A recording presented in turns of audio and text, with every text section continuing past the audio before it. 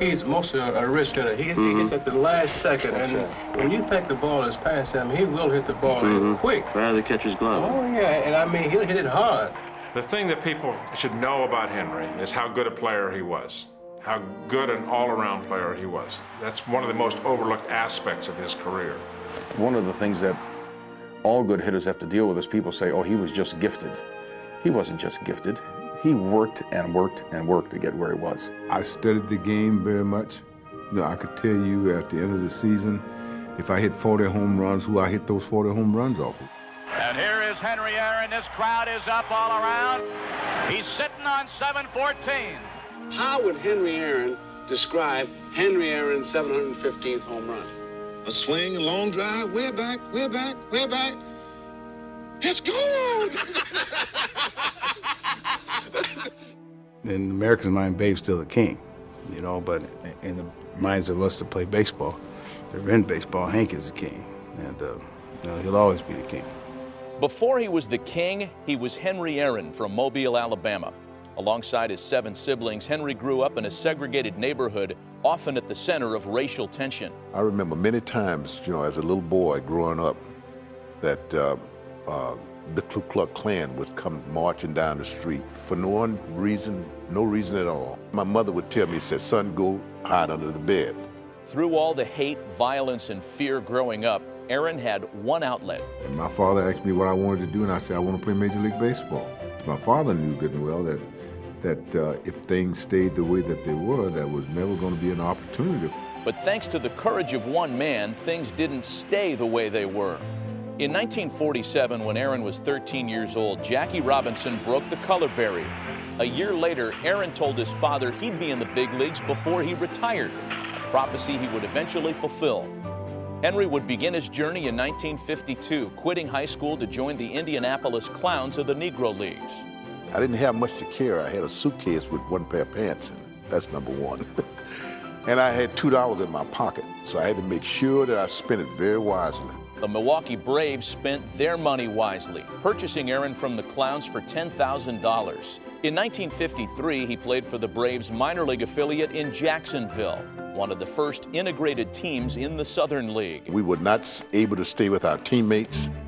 We wasn't able to change clothes in some of the ballparks with our teammates. You realized that they were not right, but by the same token, you felt like you had to do them in order to make things better for someone else who was coming behind.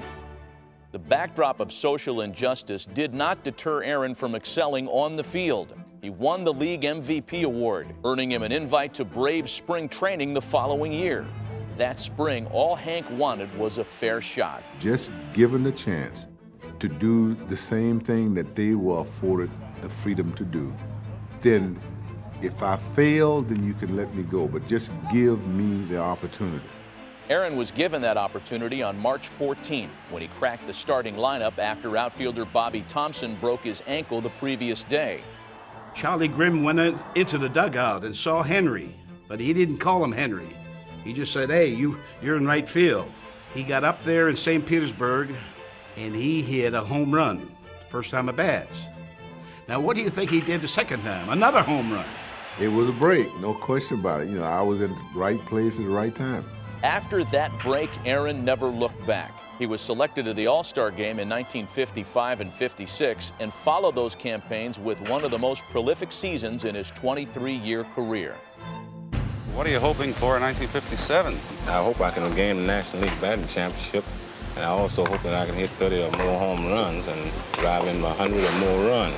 Hank exceeded his own expectations in 57, batting .322 while hammering 44 home runs and driving in 132, en route to winning the MVP award. That was the year I honestly believed that he would have hit 400. He was getting at least 2 hits in almost every game. One hit that season Aaron would never forget would come on September 23rd in the 11th inning of a tie game with the Cardinals with a chance to clinch the pennant. The pitch to Henry Aaron, a swing and a drive back into center field, going back towards the wall. It's a home run. The Braves are the champions of the National League. I dreamed about that. I used to think about, well, wouldn't it be nice for you hit a pennant clinching or tie-breaking home run and skip around the bases, you know? It was a tremendous moment for me. The blast propelled the Braves to a meeting with the defending champion Yankees in the Fall Classic, a stage to no one's surprise, Aaron excelled. Aaron rockets a terrific drive, 430 feet into the bullpen in left center. With that blast, third homer of the series for Aaron.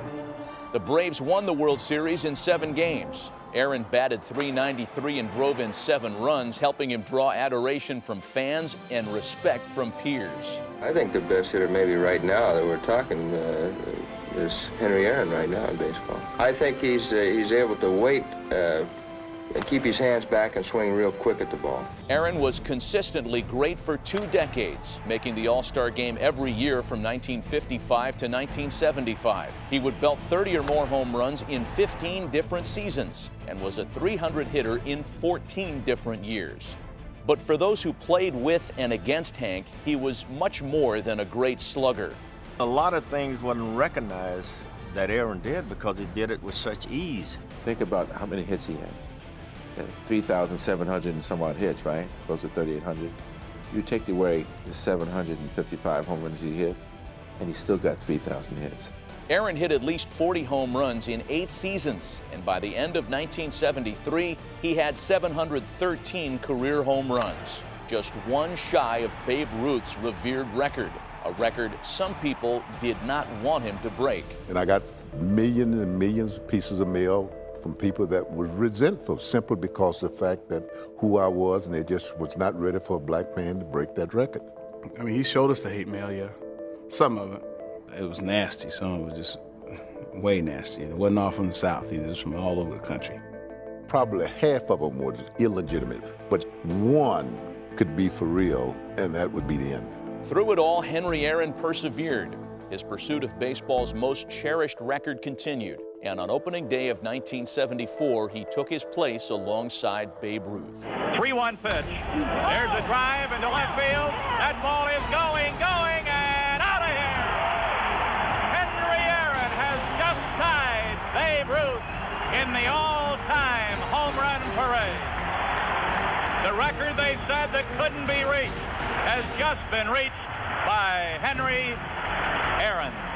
4 days later, Aaron and the Braves headed home to Atlanta. Hit it for me, Hank. Hit it my way.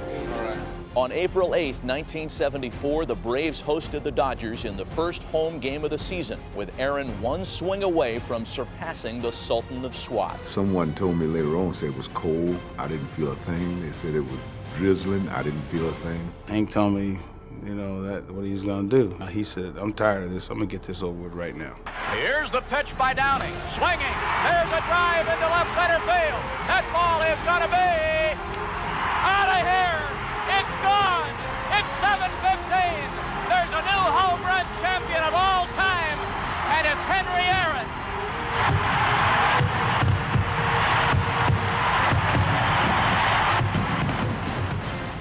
Thought about you come a long ways, baby. You know, I mean, it's from Mobile, Alabama, all the way to breaking one of the most prestigious records in baseball. You know, I feel very proud of myself. I don't know how my mother ever got out of the stand, but I guess she was bent on being out there, you know, which was fine with me, but she gave me the biggest, tightest hug I ever had in my life. I don't know how I got loose.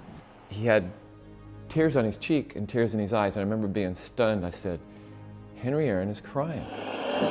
What a marvelous moment for baseball. What a marvelous moment for Atlanta and the state of Georgia. What a marvelous moment for the country and the world.